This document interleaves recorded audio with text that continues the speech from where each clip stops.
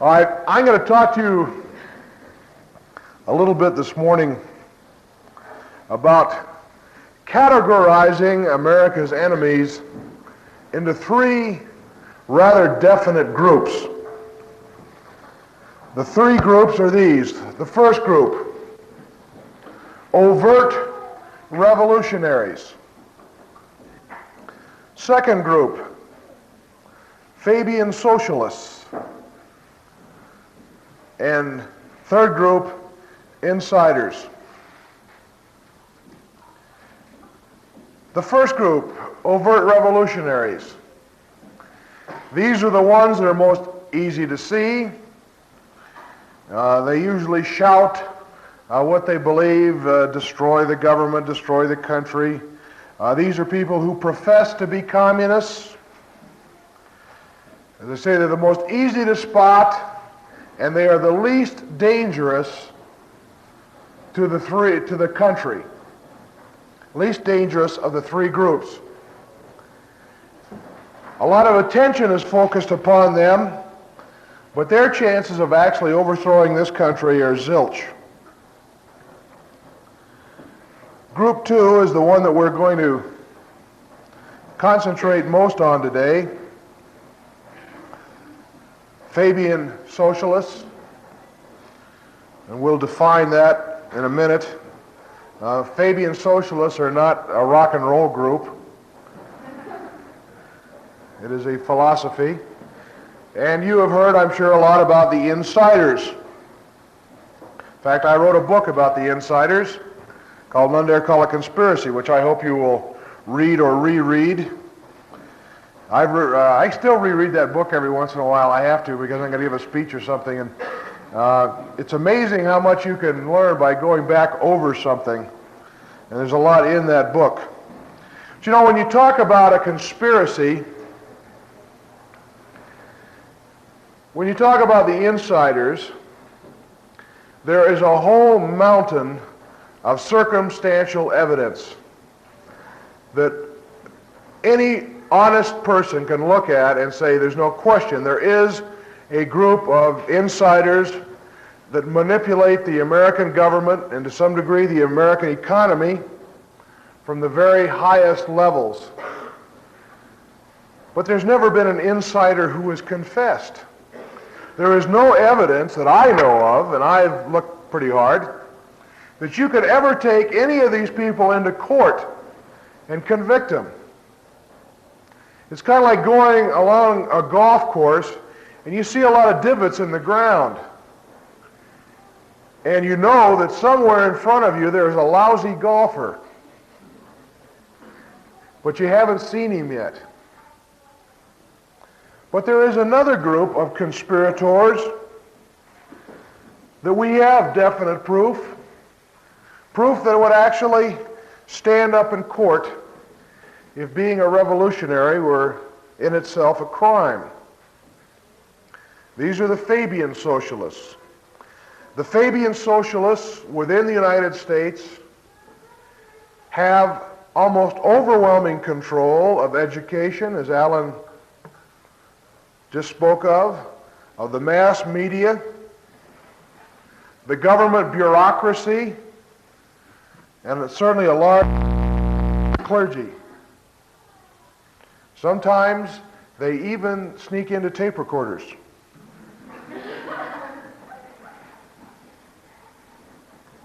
Now, most people who are Fabian Socialists have never heard the term.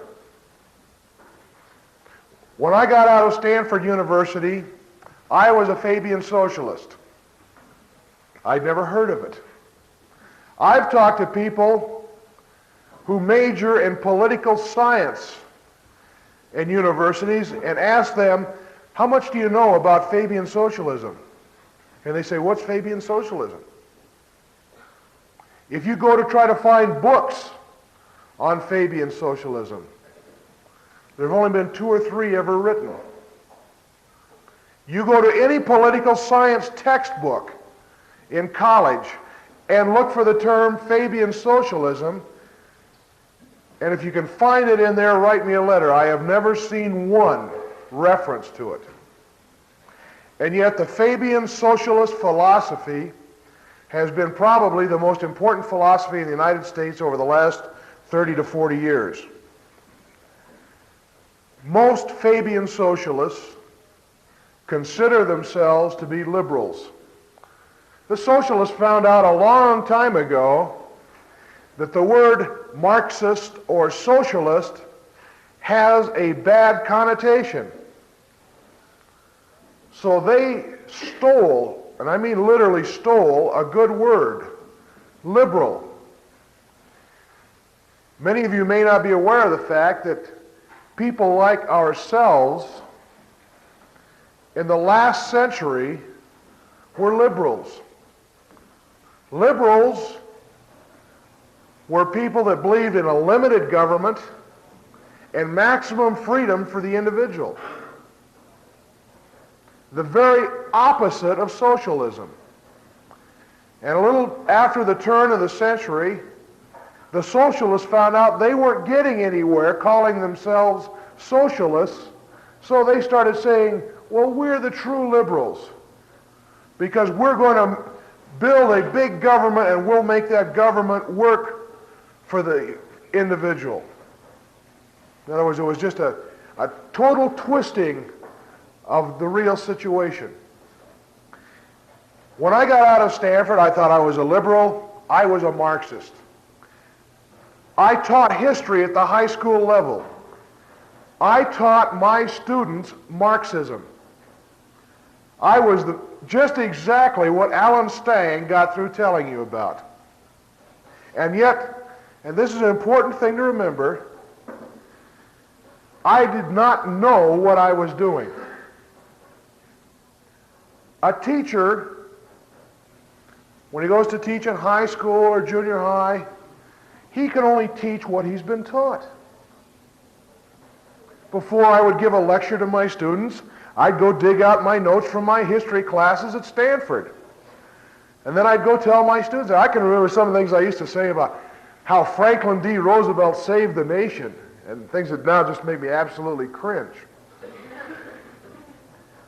Total lies, but I didn't know they were lies when I was teaching them. If some irate parent had come in and accused me of being a Marxist, I probably would have decked him. Because being a Marxist is terrible. I didn't know what a Marxist was. I thought I was a liberal. I was a Marxist. And most teachers today are Marxists and do not know it, because they have no idea what Marxism is. And we'll go into a little more of that later. I'd like to go into just a little bit of the history of the Fabian socialist movement. Towards the end of the last century in Europe, there were a number of Marxist parties, and they got into a philosophical disagreement among themselves.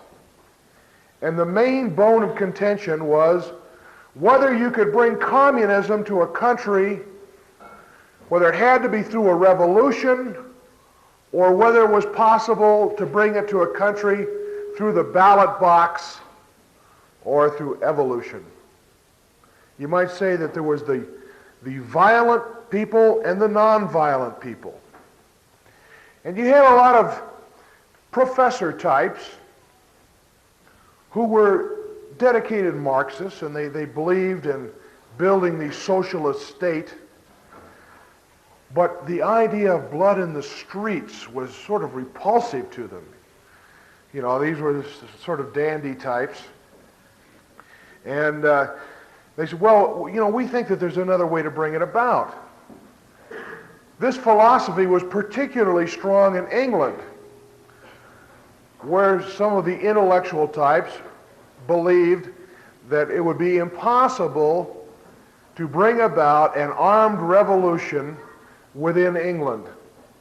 And they felt that the only way that they could build a communist state in England would be gradually, using the ballot box, rather than taking up guns and manning the barricades.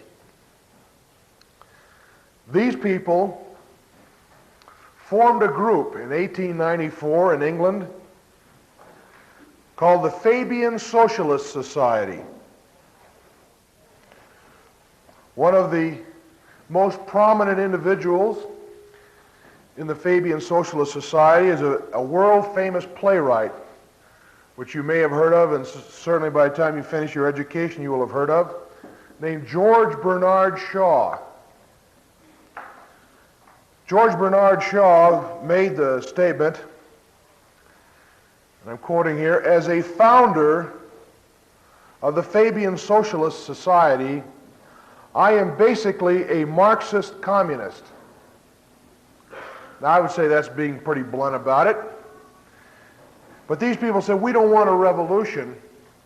We want to do it slowly, and we'll do it by the ballot box. You may remember George Bernard Shaw wrote a play called Pygmalion, which was later made into a very famous stage play and movie under the name My Fair Lady, which is a delightfully entertaining thing. And I remember taking my wife to see the movie, and as we were leaving, I said to her, I said, well, did you spot the commie line in that? And she about crowned me. We had this wonderful, entertaining evening, and I spotted the communist conspiracy in there. I think she thought that was the ultimate in paranoia. But actually, if you have seen My Fair Lady, it's about a professor who takes a girl out of the slums and retrains her and passes her off as a princess. The whole theory being, if you change the environment, you change the individual. So there was a communist message in there, but I don't think that should keep you from seeing the play or the movie. It is a delightful bit of entertainment. The Fabian Socialists started out in England, and they made no bones about what they were up to. As a matter of fact, on the cover of this book, The Great Deceit, which goes into how the Fabian Socialists took over education, on the cover it has a copy of the mural that appears in the Fabian Socialist headquarters in England, and it has a flag back here. It says FS for Fabian Socialism, and carrying the flag is a wolf in sheep's clothing. Now, if that's not telling you what they're up to, a wolf in sheep's clothing, I don't know what is. Another very famous member of this Fabian Socialist Society was H.G. Wells. You may remember H.G. Wells, very famous historian, also wrote a lot of, I guess maybe he was one of the first science fiction writers. He wrote a book called The War of the Worlds, which was quite famous. But he was a devoted Fabian socialist, and he wrote a book called The Open Conspiracy, in which he talks about the fact that what they are doing is they're changing socialism from a revolution into a method of takeover by the use of bureaucracy. The Fabian idea was, look, first thing we're going to do is we'll get our men in as the key professors at the leading universities. Now, all the most talented of the young people go to these universities, and what we'll do is in the classroom, we will convince them that socialism is the one and only true answer to all of men's problems. And then as these students graduate from college, some of them will go into business, others will go into the clergy, some will become college professors, some will become politicians, some will go into government, and they will take their socialist beliefs with them. And their theory was, and it is a very true theory, that if you take over education with your philosophy, over a period of generations, you'll take over the country. And they chose as their symbol the turtle, moving always slowly ever onward. And they were satisfied to take 50 or 100 years to make the world socialist. But they knew if they controlled education, eventually they would get control of the mass media, of government, and the clergy. Which, of course, is just exactly what has happened. And Wells said it out in his The Open Conspiracy. They didn't even deny it. If we talk about the fact that there's a conspiracy, even if there were no insiders, there is an admitted conspiracy to build a one-world socialist superstate. Wells even talks about it in The Open Conspiracy here. And he's talking about the use of religion to build this.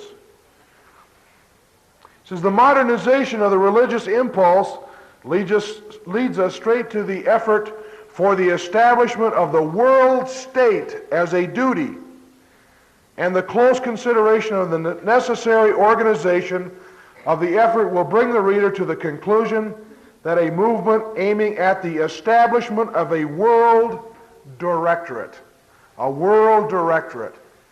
other words, the United Nations as a world government.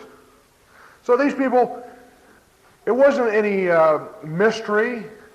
They were willing to put it in writing because they felt so few people would take them seriously and do anything about it.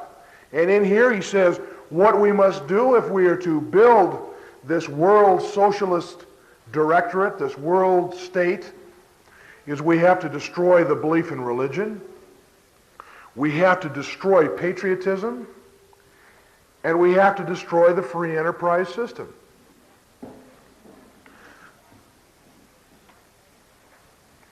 I'm sure everybody here has heard of the Communist Manifesto by Karl Marx, written in 1848.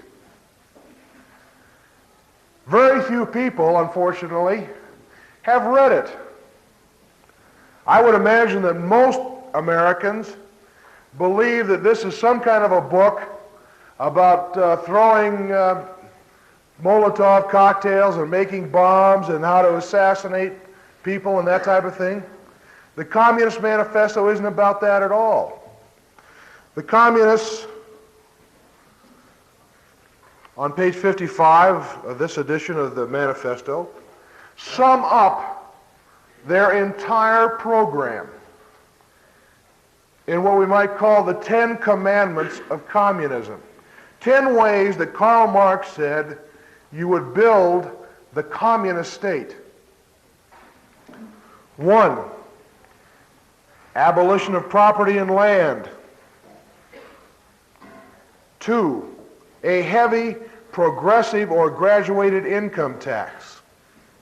3, the abolition of all right of inheritance.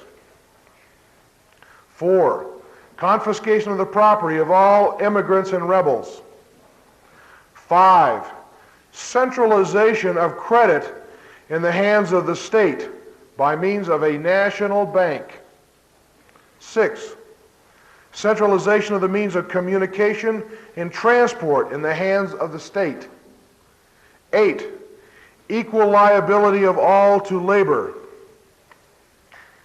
9, combination of agriculture with manufacturing industries. Gradual abolition of the distinction between town and country. 10, free education for all children in public schools. In other words, if you want to brainwash somebody, you got to get them into the schools. That's one reason why you never want to have federal schools. I don't think you can find a dictator in the history of the world that hasn't wanted to control education. All right, these are the 10 points of the Communist Manifesto. Is there anything in there about throwing a bomb or assassinating leaders? No, these are all things that can be done by the ballot box.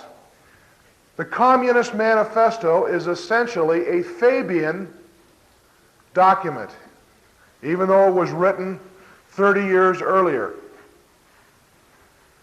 All of these things, and of the 10 points that are in here, many of these have already been at least partially adopted in this country. Things like the progressive income tax, setting up a central banking system. These things have all been done through gradualism in this country and by the ballot box. So you can establish a communist country without calling it communism and without a revolution. You do it three ways: through taxation, controls, and government planning. The Fabian Socialists have done that in this country. They've done it all in the name of liberalism. The Fabians have always been rather kind to the communists. As a matter of fact, right after the Bolshevik Revolution in Russia, the British sent an army in there to try to put down the Bolsheviks, and the Fabian Socialists, who had control of the labor unions, threatened a general strike in England if the British did not pull their army out of Russia. And so the British did pull their armies out of Russia, and they turned over all of their arms and ammunition to the communists, and the communists used it to gain final control of Russia. So if it hadn't been for the Fabian Socialists, there may never have been a successful Bolshevik revolution in Russia. Now, how about the Fabians and the insiders? As I said, there would be a great threat to this country if there were no insiders and all we had were the Fabians, because the Fabians' goal is to set up a communist state. But the Fabians need money. Where do they get their money? The Fabians operate in this country through a number of organizations like what started out as the Intercollegiate Socialist Society, which later changed its name because of the word socialist, that operates through the ACLU and dozens of other fronts, all financed by foundations, primarily the Ford Foundation, the Rockefeller Foundation, and the Carnegie Foundation. Now here we have the insider, super-rich capitalists provide the money in this country for the Fabian socialist movement. They've even gone so far, the Fabian socialists set up their own school in the 1920s in England called the London School of Economics. And one of the major financiers of the London School of Economics has been the Rockefeller Foundation.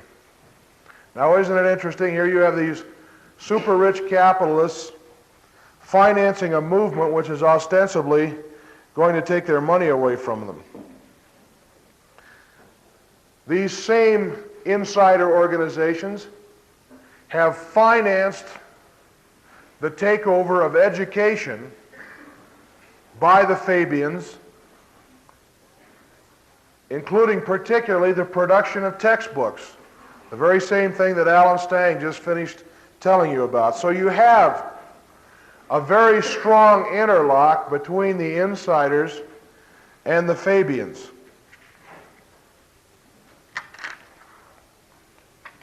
Well, how did the Fabians get from England over to the United States? Well, there was even as far back as 1890, there were some Fabian groups that were started in the United States, but the big push really came right after World War I, when some English Fabian socialist economics professors received appointments to teach economics at Harvard University. Harvard University, then as now, was the most prestigious college in the United States. And Harvard trained many of the professors for other colleges. So if you took over Harvard, eventually you would have a tremendous influence in almost every other major university in the United States, because Harvard trained the professors for these other schools. Gradually, the Fabians took over the economics department at Harvard University. They also moved in to the School of Education at Columbia. Columbia was for education what Harvard was for these other things. Columbia provided the professors at the other schools of education around the country. So if you took over the Columbia School of Education, your philosophy would eventually permeate every other school. And I'm sure you've all heard of Dewey, who started at Columbia and came out with his theories on progressive education that literally swept across the country. The next major inroads made in this country by the Fabians came during the New Deal. Franklin D. Roosevelt was elected in 1932, and you remember he tremendously expanded the government bureaucracy. They set up all of these alphabet soup government agencies, the Agricultural Adjustment Agency, probably 100 different new government agencies.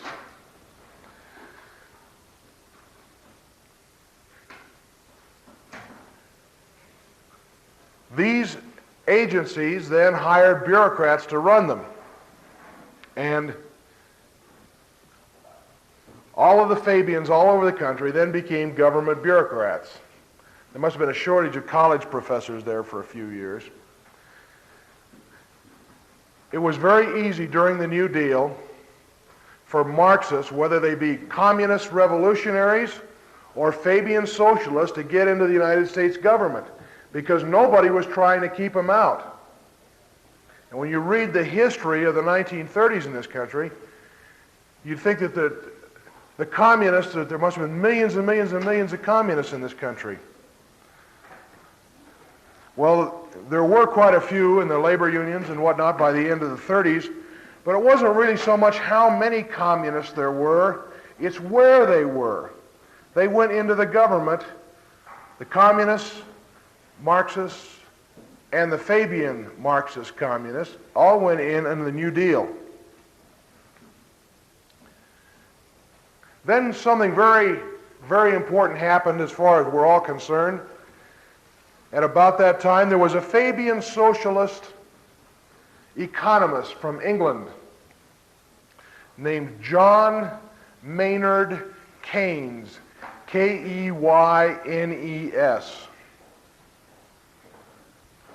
One of the most important people in history, even though most people have never heard of him. Keynes's father was a Fabian socialist. Keynes all his life was promoted by the Fabians. And he came up with a new idea for running an economy.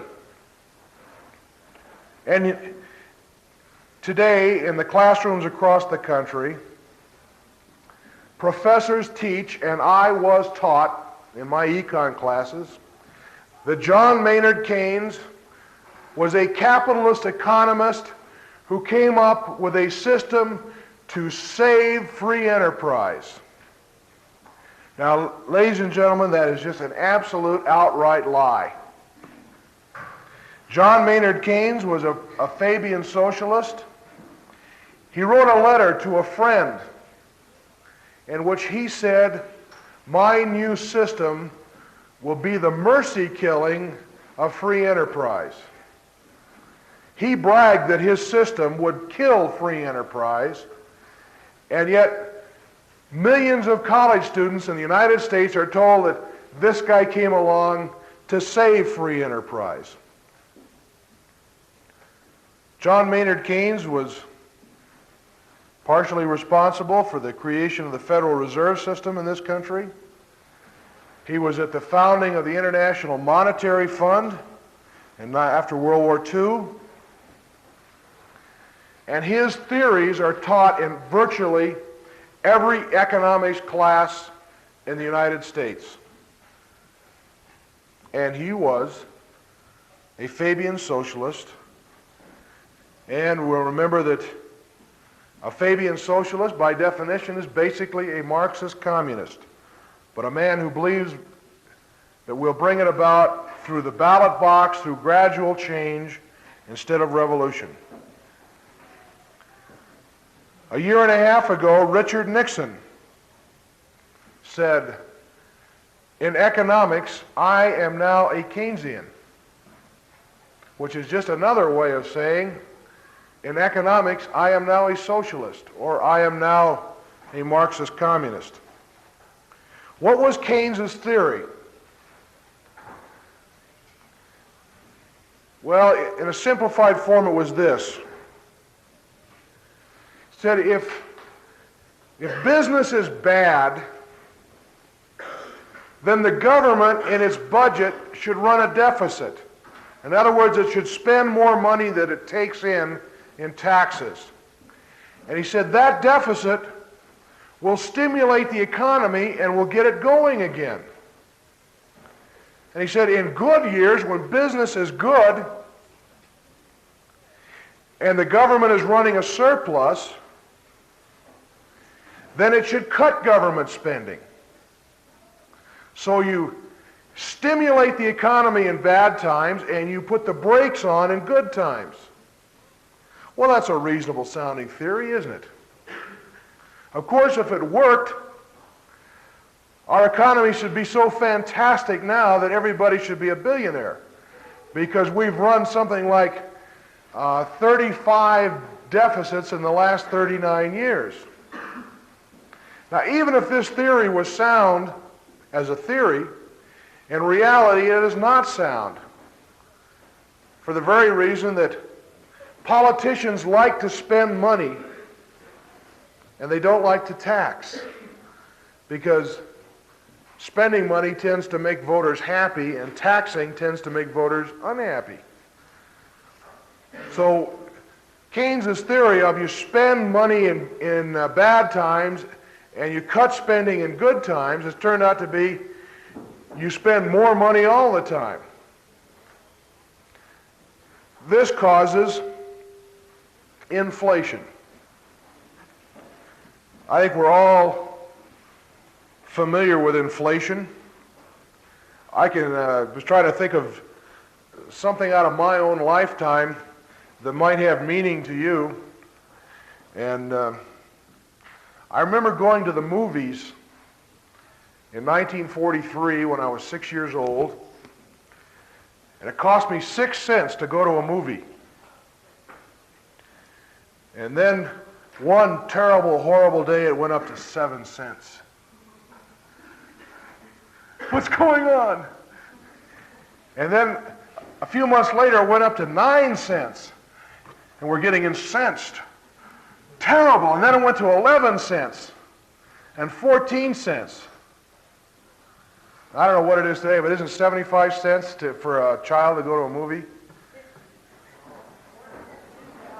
Depends, but I don't think anybody's going for 6 cents anymore. And for that, you can thank the theories of John Maynard Keynes. Almost every day, you hear about how terrible inflation is, and 3/4 of the people in the United States believe that inflation is the country's #1 problem. And yet, if you go out on the street and ask people, well, what is inflation? They don't know what inflation is. Almost always, if you ask somebody, if you ask your friends, what is inflation? They will tell you something like this. Well, you know, wages go up, and prices go up, and then wages go up again, and then prices go up again. And on and on and on, you have what is called the wage price spiral. Everything is always going up. Who's at fault for this terrible wage price spiral? Well, if you talk to a Democrat, he'll tell you it's those labor unions. They always want more money without doing more work. And you can go to a Republican, or pardon me, if you go to a Democrat, he'll tell you it's big business that's at fault. Big business, those greedy capitalists are always raising their prices. It's the big businessmen that are causing inflation. And you go to a Democrat, he says it's the union. You go to a Republican, he says it's the unions. So Democrats blame big business, Republicans blame unions, and the truth is that neither big businessmen nor unions cause inflation. Because inflation is not the wage price spiral. Now, if you people can track me for the next 5 minutes, you will understand more about economics than 99% of the people in the United States. Let's talk about the wage price spiral. Let's take the wage part of it. Let's say there's 90 of you in the room, and I've got a job list for all of you people. It's all going to take 1 hour for each of you to do your job. And I've got a plate of cookies up here. I've got 90 cookies. There's 90 of you. And I say, all right, you all go out and you do your jobs, and you report back here in an hour, and you're going to get your wages. Your wages are 1 cookie. So zoom, you're all out of here, you're picking up trash, cleaning up your cabin, doing all the things. You come back here, say, all right, now you get your wages. Everybody gets a cookie. All right, tomorrow we meet the same place. Say, all right, guys, I've got 90 cookies here. I want you to go out, do your hour's work, and then you'll all get your cookie. And we've got some agitator here in the front row, and he stands up. He says, wait a minute. I'm not going to go pick up trash for 1 cookie. No way. I want 2 cookies, or I don't pick up the trash. And all the rest of you jump to your feet and you say, right on! 2 cookies or we don't pick up the trash. All right? I've only got 90 cookies, and now you people want 180 cookies to go pick up trash. Now I've got just 2 choices, don't I? I can either give you people 2 cookies, and you don't get any cookies at all. Tough rocks, kids. You're out of work. Or I got to go to the cook in the kitchen and say, you got to bake 90 more cookies. Because there is no way, and it agrees with me, there is no way that I can turn a plate of 90 cookies into 180 cookies. There's only one guy that could do that, and he's gone. I've either got to take some of your cookies away from some people to give you more, or I got to bake more cookies. All right? That's exactly the way things are in the big economy. If you guys want to go from $2 an hour to $4 an hour, if everybody wants a raise in pay, there's just so many dollars to pay the wages in. What happens?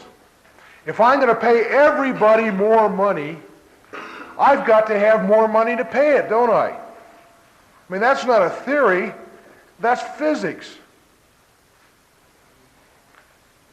The government increases the money supply.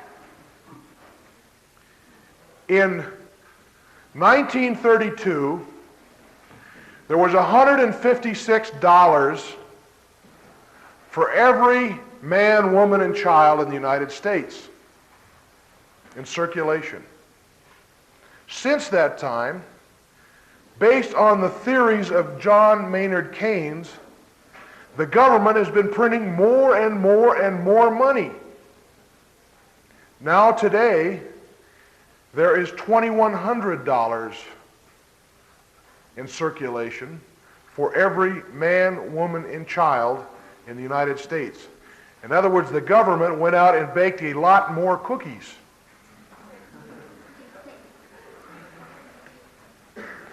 But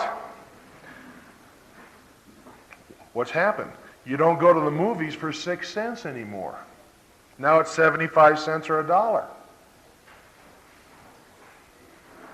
All right, the wage part of the wage price spiral. You can't have a general increase in wages for everybody unless there is more money available to pay them. It's that simple. All right, how about prices? Let's pretend we're all at an auction. And I'm going to auction off this watch. Too bad. From each according to his ability, to each according to his need. I needed a watch, you had it. That's Marxism. All right, we're going to auction off this watch. And you all take out your wallet and you count up and see how much money you have that you can bid on the watch and these other things that I'm going to sell you. I'm going to sell you a UN t-shirt, and I'm going to sell you that deer on the back wall. You can imagine how hard that deer was running when he hit that wall to come through like that. All right, so we're auctioning things off, and you've got so much money in your wallet that you can spend. Then right in the middle of the auction, through the back door, bursts your friendly government bureaucrat. And he's got a great big bushel basket full of monopoly money. And here's a handful for you and a handful for you. And here, everybody gets a handful of this new monopoly money. Terrific. You say, geez, I only had $10 before to bid on things, and now I've got 20. Terrific. I'm twice as well off, aren't I? Right? Wrong. Because everybody else has got more money. So what happens? We start the bidding on the watch, and people not only use the money they had in their wallets, they use all that new money that government bureaucrat handed to you. So now the watch, instead of selling for $2, sells for $4. Why? Because the money supply was increased. If you go home and look up the definition of inflation in your dictionary, it doesn't say anything about the wage price spiral. It says a rapid increase in the supply of money. The money is then used to bid up wages and prices, because our economy is an auction. The economy of the United States is a gigantic auction in which millions of bids are made for different goods every day. The cause of what the establishment calls inflation. When you watch David Brinkley on television every night, he says, well, we had 3% inflation last month. He is misusing that word. He's talking about prices went up 3%. The cause of inflation is literally the inflating or the increasing of the money supply. Increasing the money supply without increasing the amount of goods causes the price of goods to go up. Now, if you understand this concept of the cookies and the auction, and understand that the wage price spiral, or what the liberals call inflation, is the effect. It is not the cause. The cause is increasing the money supply. And this goes back to the theories of John Maynard Keynes, who said increasing the money supply will stimulate the economy. It hasn't stimulated the economy. As I said before, geez, we'd all be rich if it stimulated the economy. All right, where does money come from? Well, you know, it is very fashionable today to blame cattle raisers, to blame farmers, gas station attendants, all of these people for inflation. They don't print money. A guy that raises cattle doesn't print money. A guy that raises onions doesn't print money. Automobile manufacturers don't print money. The only people that print money is the government and their controlled banking system, the Federal Reserve System. The politicians blame everybody but themselves for what is called inflation. When the Democrats blame the big business and when Republicans blame unions, they are either stupid or they are demagogues. The only people that are at fault for increasing the money supply is the government. They are the only people that can counterfeit money legally. Now to go just a little bit into the background of money. Money started out back thousands of years ago. I guess nobody really knows how many thousands of years. And there was a barter system. You know, maybe you owned some cows and you would trade butter to somebody in town who made shoes. And it was just strictly a trade. Well, this works to a limited degree, but what if the shoemaker wants butter, but you who own the cows don't want butter, you want furniture? It starts getting complicated, doesn't it? So what they said, well, geez, we need some kind of a medium of exchange so that the guy that makes shoes can pay for the butter with some kind of money that is exchangeable for the guy that wants, the farmer that wants to buy furniture or something else. So that's how money came to be used. But money hasn't always been these pieces of paper. Money started out, been lots of things used throughout history for money. They settled on gold and silver primarily as money. Why gold and silver?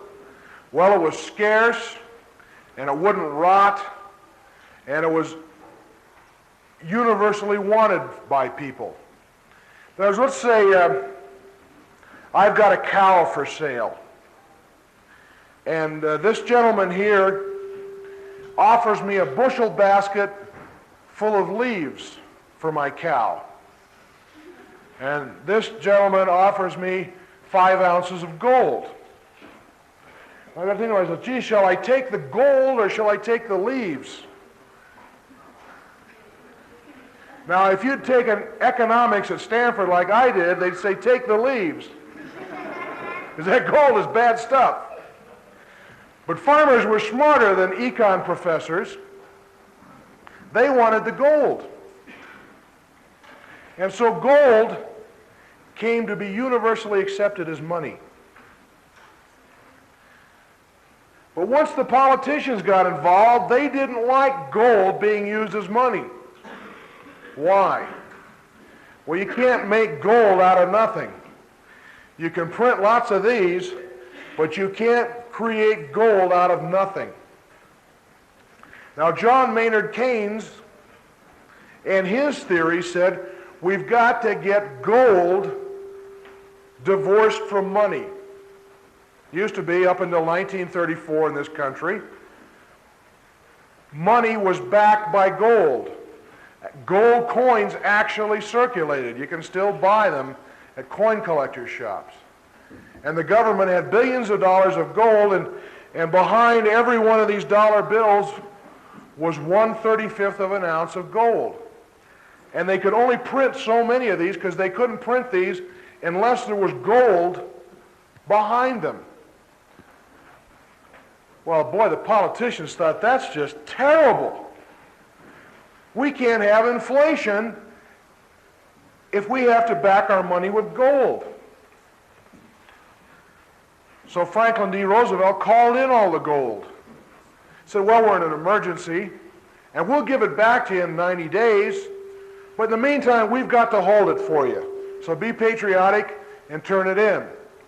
And lots of naive, patriotic people walked down with their gold and gave it to the government. And then Franklin D. Roosevelt said, well, we can't give it back to you till the emergency is over. Now that 1934 emergency is still on. They still haven't given it back. Now they print lots of these. Now the wage price spiral really started going out of control about 6 years ago when Lyndon Johnson totally removed all gold backing, even in theory, from the dollar. Now how much money can they print? Well, how much paper can they get their hands on? I mean, they can literally make every one of us a millionaire. Probably everybody in this room will be a millionaire in 10 years. You think, wow, man, am I going to live it up? Well, that's true, but probably when you go down to McDonald's for a hamburger, it'll cost you $100,000. And this is not as absurd as it sounds. You know, I can imagine if I told people back 25 years ago when we were paying 6 cents to go to the movies, that someday people would be paying 75 cents to go to the movies, they'd have thought I was nuts. There have been many, many examples in history where we have had runaway inflation. It got so bad in Germany after World War I that wives would bring bushel baskets to their husband's factory at noon and get the bushel basket filled up with their husband's morning wages, and then would run down to the grocery store to spend the money before it became worth less. New money was printed every day. It got so bad that they didn't even print both sides of the paper because it wasn't worth the ink. And you can find examples of 10 billion mark stamps, equivalent of a nickel stamp, 10 billion marks. Once this thing starts going, it goes and goes and goes and goes. The government creates money in two main ways. One, through the Federal Reserve System, it lets banks increase the money supply. And the other way is by running up the national debt. I don't want to get overly complicated here, but in essence, what happens, suppose that you could go down to Sears and Roebuck and Company and buy everything there that you saw that you wanted, and then run home, go down in your basement, turn on a printing press, and turn out the money to pay for it. Why, my gosh, you could get everything you wanted, right? This is essentially what the United States money system is. The government spends the money, goes in debt, and then creates the money to pay for that debt. If the the government goes $10 billion in debt this year, it will create $10 billion new dollars to pay for that debt. Whereas we have a money system whereby the more money the government spends, the more money there is for it to spend. I think my wife would love that system for herself. The more money she spent, the more money she'd have to spend. Terrific. But remember, all of that new money goes out and bids up the wages and prices for everybody else. When Richard Nixon became President of the United States, the national debt was approximately $250 billion. Today it is $375 billion.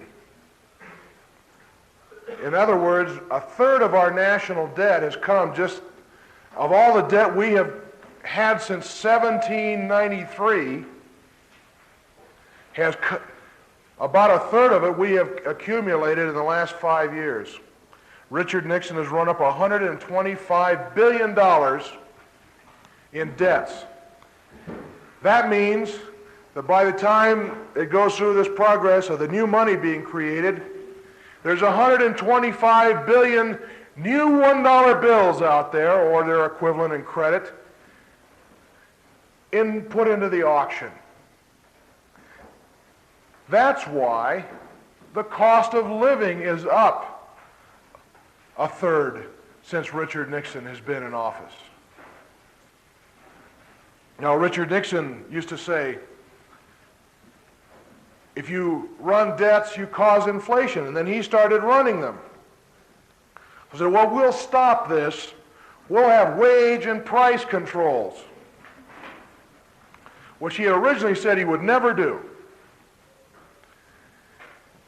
And he had a very good analogy. He said to put wage and price controls on an economy when you are increasing the money supply is like bolting down a lid on a boiling cauldron and then stoking the fire with more logs underneath.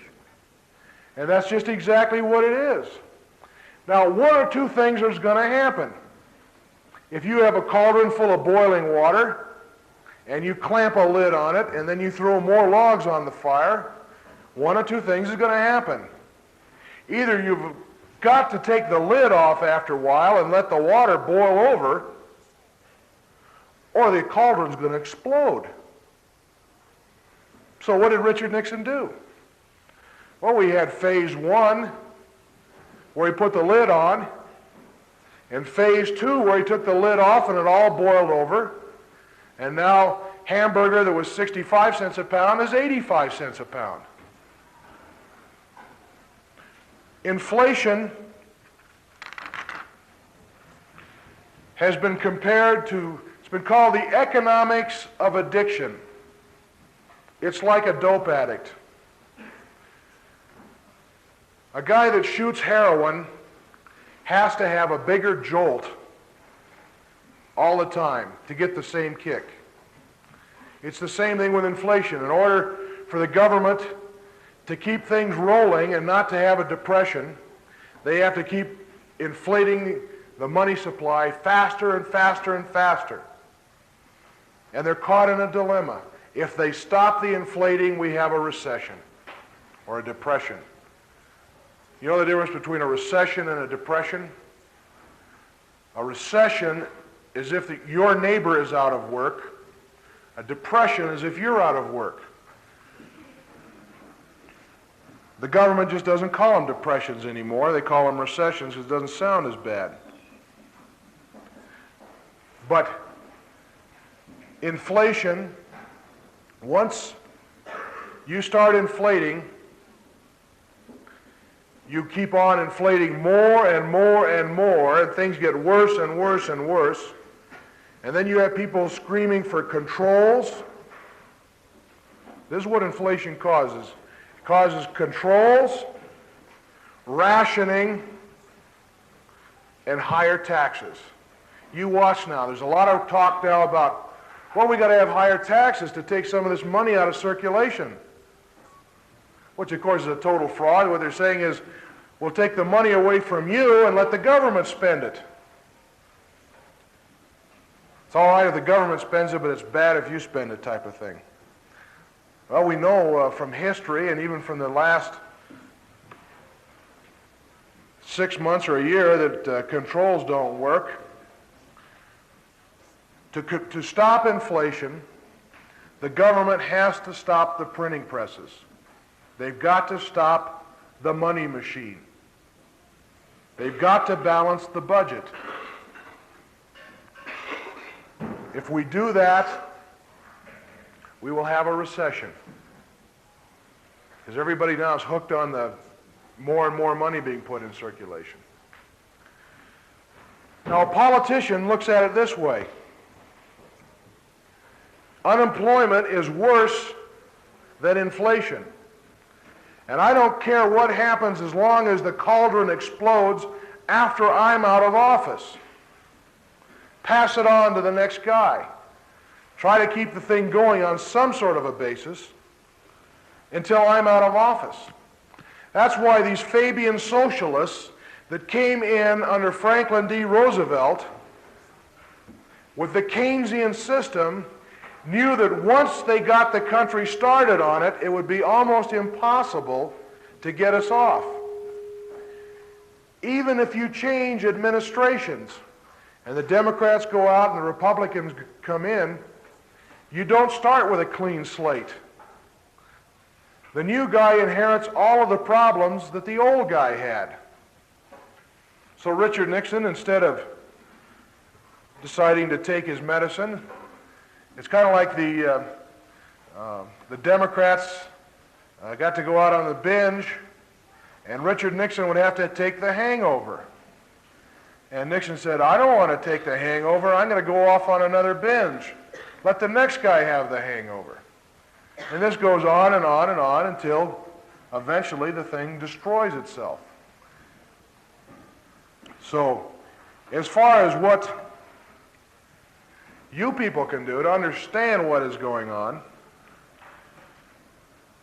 you can make tremendous progress in recruiting. I don't think that the John Birch Society has ever had as great an opportunity for recruiting as it has right now, because the wages and prices going up, what people think is inflation, is hitting almost everybody. These shortages, which are directly related to inflation, are hurting everybody. Now people are willing to listen. Now almost everybody knows something's wrong. And we can explain to them what is wrong. I have a very close friend who majored in economics at Stanford. He's a millionaire. He's a major contractor. He builds 500-unit apartment buildings. And he told me the other day, he said, I did not understand money until I joined the John Birch Society. Now, people want to understand money. So we have a tremendous opportunity. It is the Fabian Socialists, the people who admit that they are a conspiracy to set up a socialist world, who gave us the Keynesian economics that have caused the runaway inflation that we're having now and the shortages, the scarcities that we're having. There are two books that I would heartily recommend that you read. The most important book, I think, and when I was just beginning in the conservative movement, I read this book 4 times. It's called Keynes at Harvard. It's put out by a group of Harvard alumni. It is not the easiest book to read, but there is nothing in here that is beyond your comprehension. It is just, it's fairly small type, and there's a whole lot of names in here and whatnot, but I think this is just about the most important book there is to read. Another book, a great handbook for the Fabians, is Fabian Freeway by Rose Martin, which goes into the history of the Fabians. particularly in the United States, the organizations which they control, the people that have been very important in the Fabian movement. I haven't thrown a lot of names at you this morning because I don't think that that's all that important. It's their philosophy that is important and how successful they've been. I'll throw it open to questions now, if everybody's sufficiently confused. Yes?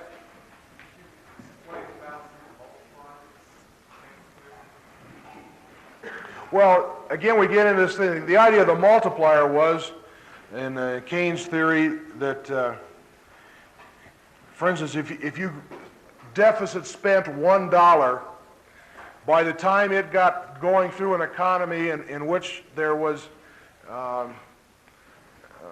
unemployment, that $1 would create $4 worth of new jobs, new assets, and whatnot. And I think we can just tell by looking at the economy, we've had all this fantastic deficit spending. Since Keynes' theories first came in, we've had something like $350 billion of deficit spending, and if that all created 4 times that amount of new jobs and new assets, there would be absolutely no unemployment, and we'd all be rich. I mean, obviously, it's a theory that is false.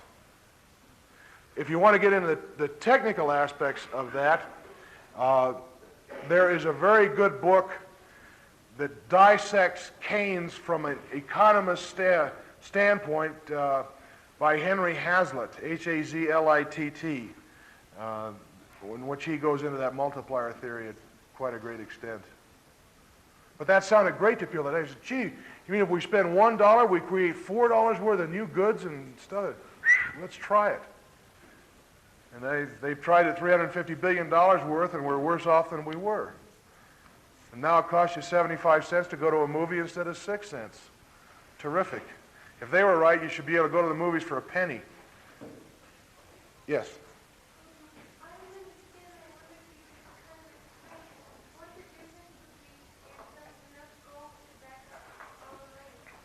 Okay, I will try. Gold acts as a brake upon the politicians. If they have to have a 35th of an ounce of gold for every dollar they put in circulation, then they are limited as to the number of dollars they can put in circulation by the amount of gold that they have. In other words, if you had 1 billion ounces of gold, you could only print 35 times that amount of money. But what they have done, they said, well, gold has nothing to do with money. And when you say that gold or silver has nothing to do with money, that means they can print as much money as they can find paper. And they seem to be able to find a lot of paper. Politicians hate gold and silver because that keeps the politicians honest. It restricts the amount of money they can spend. And they don't want to be restricted because they stay in office by going out and buying votes indirectly with government money. They'll go on and say, we're going to build a new dam in this area. And we're going to build this in this area, and we're going to build that in this area. There's all going to be money spent by the government. Where does the government get money?